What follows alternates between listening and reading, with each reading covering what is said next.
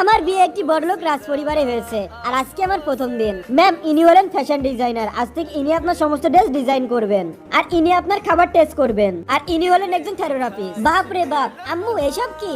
রাকিব, বাসায় বসে থাকবি নাকি? আমার সুন্দরী বৌমাকে নিয়ে যা, শপিং করিয়ে নিয়ে আয়। আম্মু যখন বলে দিয়েছে তখন তো যেতেই হবে। এই মলের সব থেকে লাক্সারি জিনিস আমার বৌমার জন্য নিয়ে আসো। বাপ রে বাপ, প্রতিদিনের জন্য নতুন কাপড়, বাট এসবের কি প্রয়োজন ছিল? তখনই আমি পরে যাচ্ছিলাম। তোমাকে পরার হাত থেকে বাঁচানোর জন্য একমাত্র আমি আছি। ব্যাস এইভাবে মাঝে মাঝে পড়তে থাকো। সমস্ত কাপড় আমার জন্য কিনে নিয়েছে এরা। খুব তাড়াতাড়ি আপনাদের সামনে সুপারস্টার রকি আসছেন। ও মাই গড, আমার ফেভারিট বেস্ট্রি।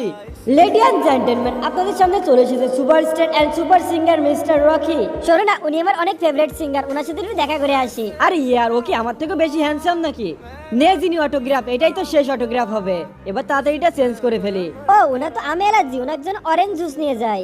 ব্যাস এবার দেখতে থাক কি হবে এই পার্টিতে তামাশা শুরু। আরে আরে, হঠাৎ করে আমার কি হলো? আরে এটা তো আমের জুস। তোমার জন্য স্যারের এরকম অবস্থা হয়েছে। 10 মিনিট পরে স্যারের পারফর্ম ছিল। এই শো এর জন্য মানুষ বছরের পর বছর ওয়েট করেছে। ওইটাই তো, রকির জায়গায় অন্য কেউ যদি স্টেজে যায় মানুষ ছাড়বে না। কি হয়েছে হঠাৎ করে উনি এইভাবে চলে গেলেন কেন?